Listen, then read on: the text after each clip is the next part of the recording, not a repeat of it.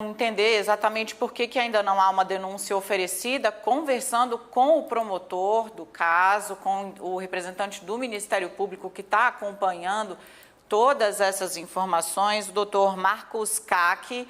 Doutor Marcos está em linha aqui conosco, já nos vemos aqui. Olá, doutor, boa tarde. Obrigada pela conversa aqui no CNN 360, seja muito bem-vindo. Boa tarde. Doutor, esse é um caso que causa comoção nacional, um menino de 4 anos, cujos indícios são de que tenha sido torturado, espancado, torturado emocionalmente, porque o padrasto fazia ameaças, segundo os relatos que foram obtidos pela polícia nas conversas entre a mãe e a babá.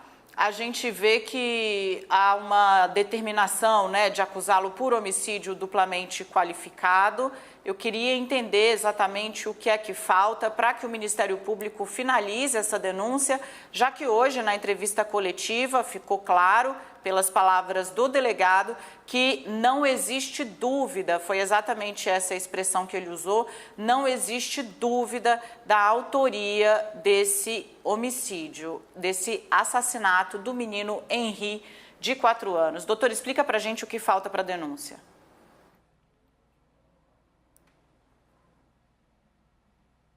Então, boa tarde aos ouvintes, agradeço o convite. Na verdade, a gente está aí nessa reta final da investigação. A Polícia Civil ainda está produzindo alguns laudos que são necessários para que a gente possa fechar essa investigação e, na sequência, fatalmente virar uma denúncia por homicídio.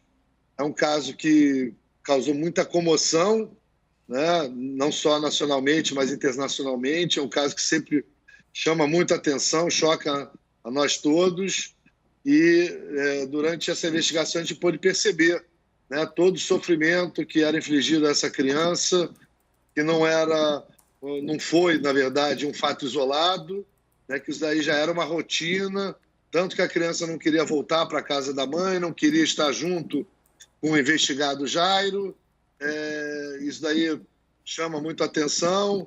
O fato dele ter vomitado logo que chegou, né, isso daí ocorre quando você está num nível de estresse muito alto. Infelizmente, agora a gente vem, né, nessa fase final, tomando ciência de algumas outras questões periféricas, né? Inclusive, com a apreensão dos celulares, a gente teve a certeza de que havia um comunicado da babá, a mãe da criança. Então, a mãe da criança ela não desconhecia as agressões anteriores, e também nos dá certeza que ambas mentiram em seus depoimentos na polícia, né? A investigada Monique, ela, enquanto investigada, não presta falso testemunho, ela não comete o crime de falso testemunho, mas a babá sim. E, infelizmente, a gente percebe que é um fato que poderia ter sido evitado, tivesse sido adotadas as providências que qualquer pai, qualquer mãe adotaria em casos como tais. Promotor, eu queria saber do senhor como é que fica a situação da babá nesse contexto, já que quando ela deu depoimento à polícia, ela não contou o que se passava diante das provas que foram encontradas agora e ela, né, em princípio, sabia de toda a crueldade que havia com o menino Henri.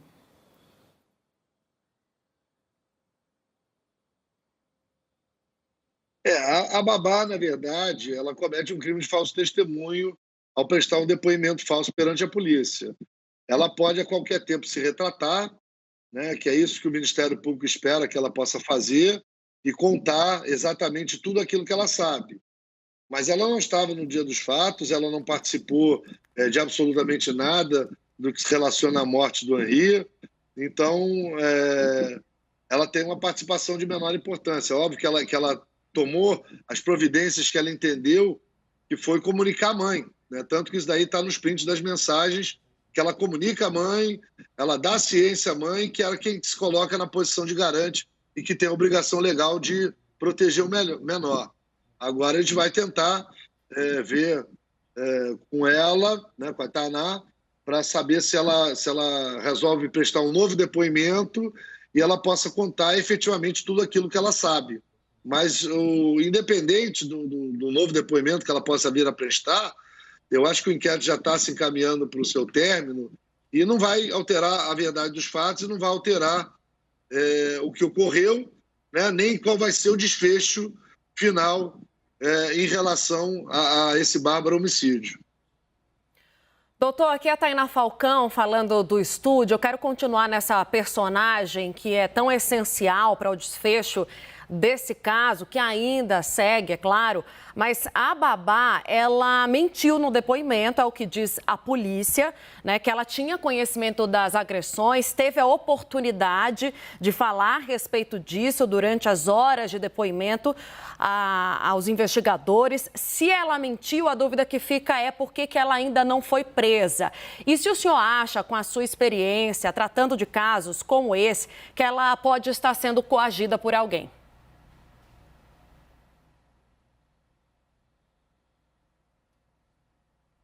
Então, todas as hipóteses, num presente momento, elas estão sendo ventiladas, né?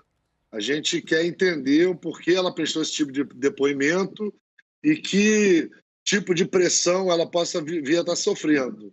Agora, a prisão da babá ela não é necessária para a investigação. O crime que ela responde permite um acordo de não persecução penal, que é uma lei nova que veio com a lei dos crimes o pacote anticrime, né, que foi aprovado ano passado. Então, não é necessário a prisão dela para absolutamente nenhum ato de investigação. Ela simplesmente pode vir a colaborar, vindo a corroborar todos os elementos de prova que nós já temos, né? Mas, insisto, qualquer coisa que venha daqui para frente não vai alterar a certeza que nós já temos até o momento da investigação. Então, eu acredito que o fechamento do inquérito é porque nós precisamos desses laudos, alguns celulares e computadores foram apreendidos, a gente precisa que esses laudos venham aos autos, o laudo da simulação, enfim, todo esse material que a Polícia Técnica vai realizar e que o Ministério Público vai analisar com todo cuidado e finalmente, oferecer uma denúncia perante ao segundo Tribunal do Júri, que é a vara criminal que está prevendo. Promotor, eu quero chamar o Leandro Rezende, nosso colega. Ele está no Rio de Janeiro e ele acompanha bem de pertinho essa história também, está na cobertura do caso e gostaria de fazer uma pergunta para o senhor. Doutor Marcos, obrigado por estar conversando com a gente aqui no 360. Eu queria perguntar para o senhor a informação que surgiu de que o doutor Jairinho teria agredido outras crianças antes do menino Henri. Eu queria te perguntar se isso, de alguma maneira, apareceu nas tuas investigações e, se comprovado que ele agrediu, de fato, outras crianças, o que isso pode representar no momento em que o MP tenha que traçar um perfil dele ou no momento em que vai denunciar, como o senhor já anunciou, vai denunciá-lo pelo homicídio do menino de 4 anos.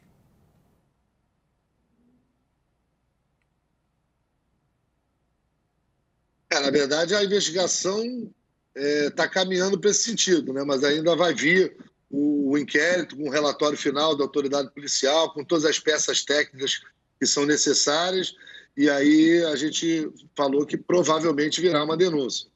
Em relação ao perfil, na verdade, você precisa traçar, digamos assim, o perfil psicológico, elementos e motivações do crime. Isso daí é o momento da sentença, né? O momento que o juiz, lá na frente, vai majorar a pena.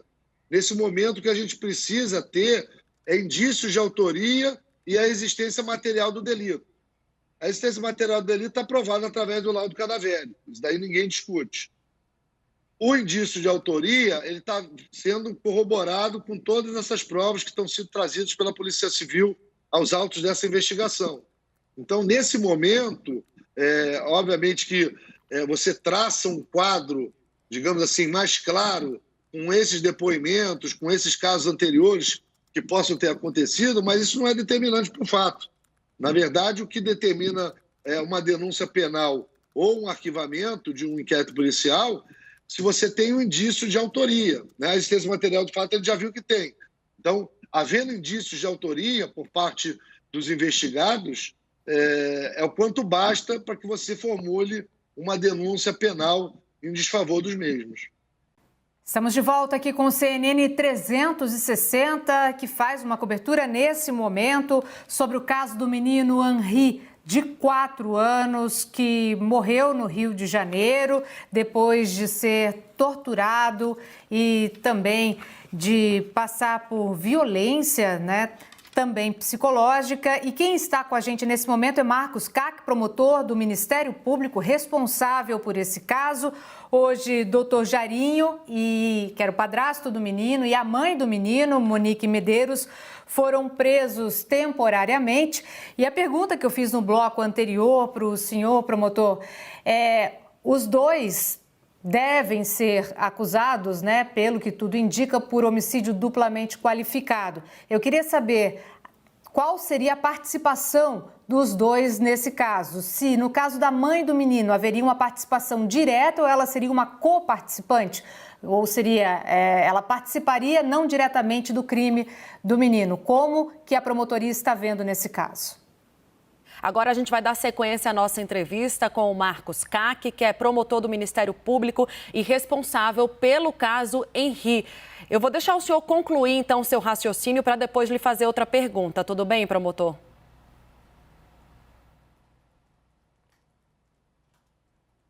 Tudo.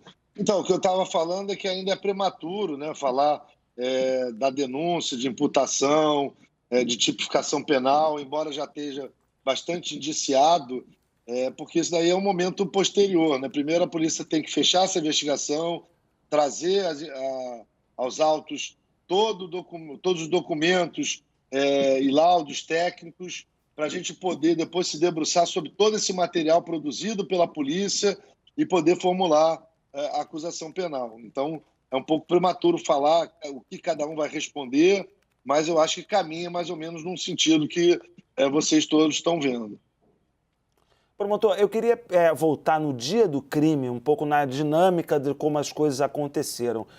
O senhor já sabe quem foi que encontrou o Henri morto primeiro? Se foi o doutor Jairinho ou se foi a Monique? Porque eles deram versões, os depoimentos que eles deram foram um pouco conflitantes. Depois eles deram um depoimento num sentido, depois deram declarações públicas num outro sentido. Então, eu queria esclarecer com o senhor, quem foi que encontrou o Henri ali no quarto, né? Foi a Monique e aí ela chamou o socorro do doutor Jairinho, ou foi o doutor Jairinho que encontrou e aí avisou a esposa, né? A mulher dele, no caso. Então, já dá para saber exatamente como é que foi essa dinâmica?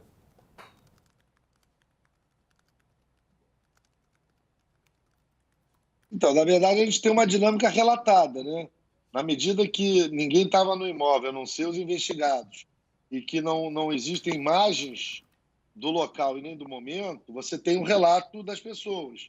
Então, o relato da Monique é que ela teria encontrado o menino já com o olho revirado e que ela pediu socorro ao seu companheiro, o vereador Jairo, para que a ajudasse. Daí, eles partem para o hospital, chegam no hospital, essa criança tentada uma reanimação, durante aproximadamente 60 minutos, a equipe médica do hospital tenta de absolutamente tudo, até porque é um fato bastante inusitado você ter uma criança dessa idade com óbito entrando no hospital, né?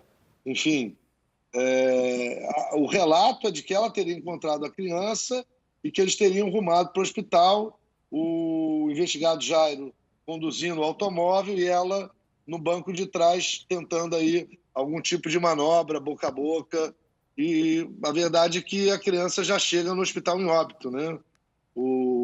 Toda a tentativa da equipe médica não foi capaz de trazê-lo à vida e o atestado dá conta de que ele teria já chegado cadáver no Hospital Barra d'Or. Promotor, Tainá falando contigo novamente. Antes eu queria te pedir desculpa aqui em nome da nossa equipe, porque a gente precisou interromper para ir lá ouvir um pouco o pronunciamento do presidente Jair Bolsonaro. Estamos acompanhando vários assuntos ao mesmo tempo. Hoje é um dia de muita informação. Agradeço também a sua gentileza. Para quem está acompanhando, ligou agora na CNN, a gente está conversando com o Marcos Cac, que é promotor do Ministério Público e é o responsável por essa investigação a respeito do caso Henri. Eu vou te perguntar novamente, colocando nessa conversa a promotor, aquele personagem tão importante que é a babá do menino Henri. A gente teve acesso a algumas mensagens, quem trouxe para a gente, inclusive, foi o nosso analista que está em tela, o Leandro Rezende. A gente ainda não conseguiu mostrar aqui para o nosso telespectador, estamos destrinchando alguns trechos importantes, mas toda a nossa equipe já conseguiu ler e entender a conversa, né? O medo da babá, ela falando ali com a Monique, a mãe do menino, sobre uma conversa no quarto fechado em que Jairinho estava tendo com o menino, o acesso que ela tentava ter ao garoto, a dificuldade do acesso, o menino muito calado, ela se mostrando muito preocupada com a reação do garoto, a mãe do menino também, tentando resolver aquela situação de longe, apreensiva, alguns xingamentos no meio dessa conversa, enfim, uma conversa muito séria a respeito do que parecia estar acontecendo ali naquele apartamento. Aí eu te pergunto, qual vai ser o peso dessa conversa, desse diálogo, no andamento desse caso e no julgamento, na acusação dessas duas figuras, né, que são chaves nesse caso, né, a mãe do garoto e o padrasto, o vereador doutor Jairinho?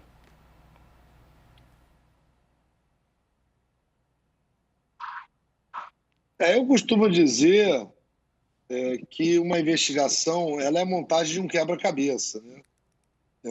Obviamente que uma prova acaba tendo uma preponderância sobre outra, mas, na verdade, você tem que pegar e pintar aquela tela da forma com que a gente chega a essa conclusão, juntando todos os elementos que a gente tem disponível para a investigação penal.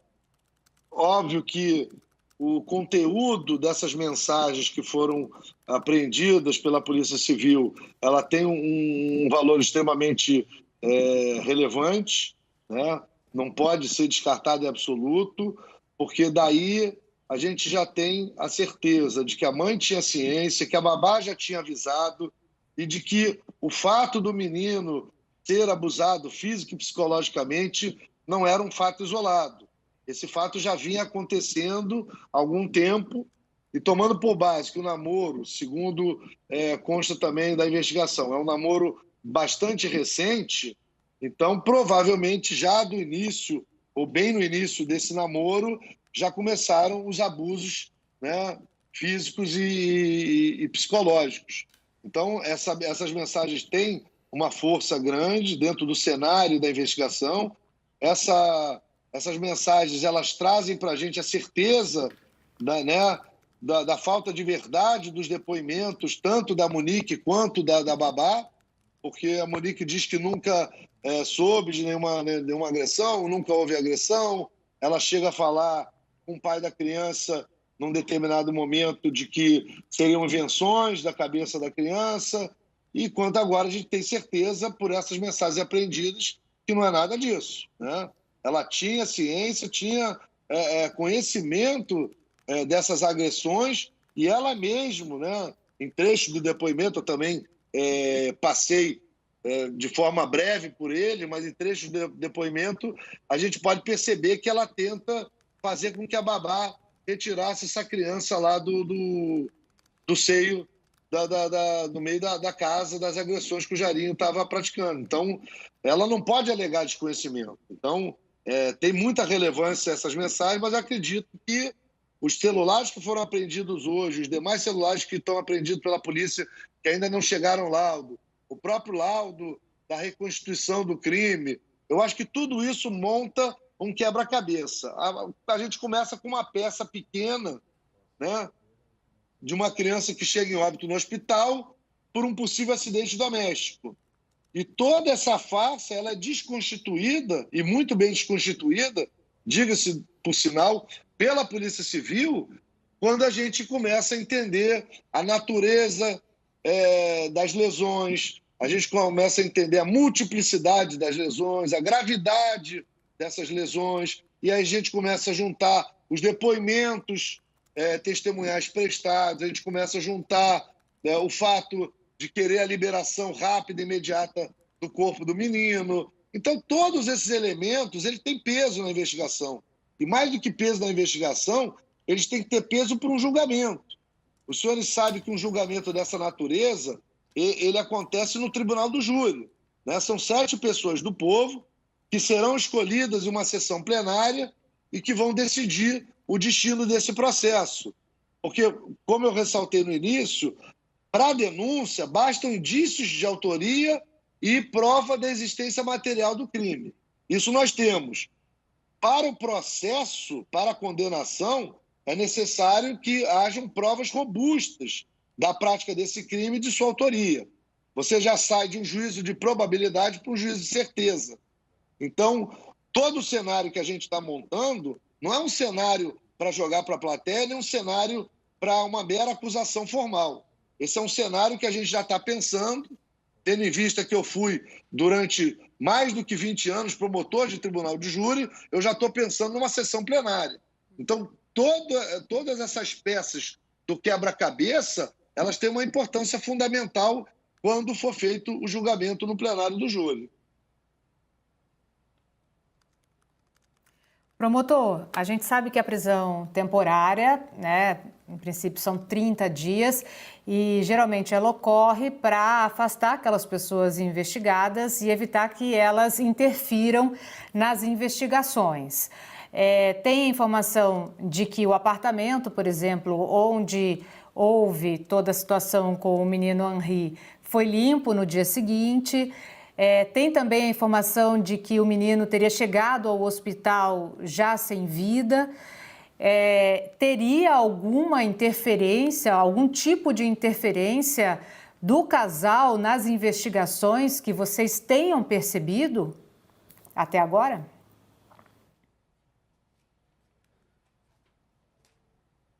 Então, qualquer medida cautelar, a prisão em especial, ela é decretada pela sua utilidade e pela sua necessidade, né? A prisão não ocorre pura e simplesmente por um achismo.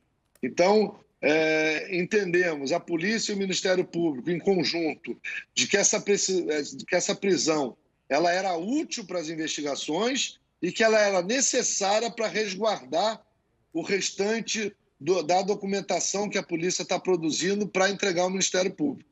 Então, nesse binômio utilidade e necessidade da medida, que essa prisão preventiva é decretada e, no caso de ser crime hediondo ou assemelhado, o prazo dessa prisão deixa de ser de 5 dias e passa a ser um prazo de 30 dias.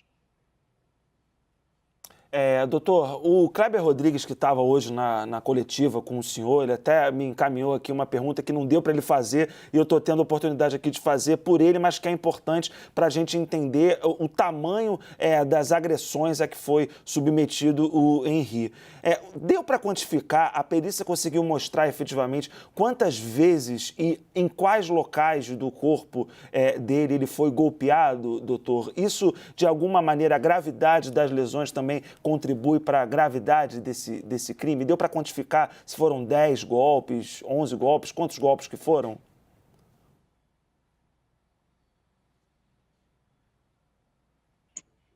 Não, isso daí, mesmo em medicina forense, é muito difícil você quantificar a quantidade de golpes. O que a gente tem, né, através do laudo necroscópico produzido pelo Instituto Médico Legal, é que o menino Henri ele chegou com múltiplos golpes, né? Múltiplas lesões, na verdade, e que culminou uma dessas lesões por romper o fígado, né? Por isso que você tem a chamada laceração hepática. Agora, cada ser humano ele é diferente do outro. Então, um ser humano, um golpe pode romper o fígado, outro ser humano podem ser 2 ou 3 golpes. Mas a quantificação dos golpes, ela também não é de maior importância nem para a investigação, nem para um eventual processo, porque o que o processo quer saber é se houve a produção de uma ação contundente, se essa ação contundente ela foi apta a produzir as lesões apresentadas pelo cadáver e quem foi o autor dessas lesões.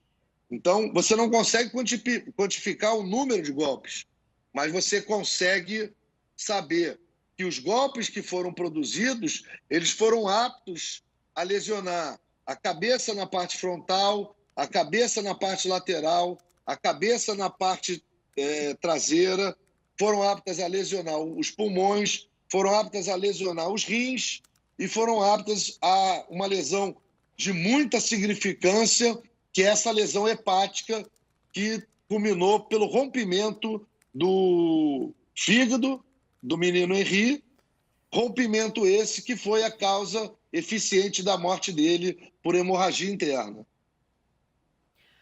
Bom, doutor, eu queria pegar aqui, rememorar uma expressão que o senhor trouxe para falar das investigações, de como ela ia se formando, sobre o quebra-cabeça que estava sendo montado a partir das provas, dos depoimentos que vocês vinham colhendo, né? O senhor diria que hoje esse quebra-cabeça está quase fechado e o que falta para ele fechar?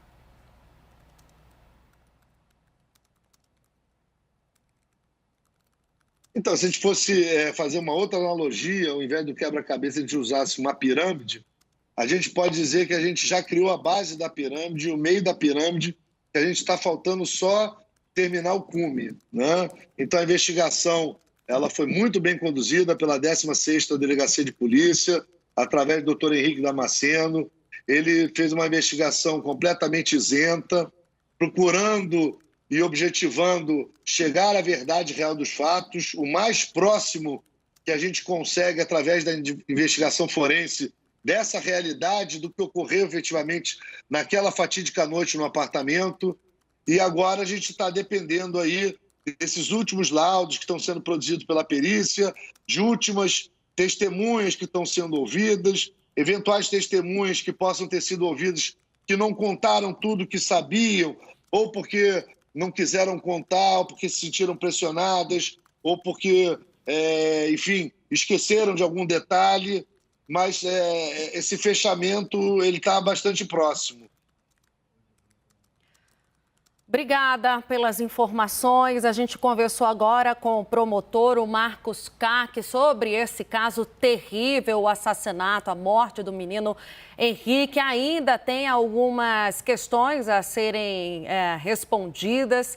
A gente acredita que nos próximos dias e fica torcendo pela justiça para que ela funcione e vai funcionar sim. Agradeço a sua participação, promotor, aqui no 360, muito esclarecedora, com muitas informações importantes para a gente entender a gravidade desse caso. E te peço novamente desculpas, porque a gente precisou interromper aqui a nossa conversa, a nossa importante entrevista para trazer o depoimento, né, a fala do presidente Jair Bolsonaro. Como eu disse, é um dia de muitas informações. Muito obrigada, um bom trabalho, até uma próxima.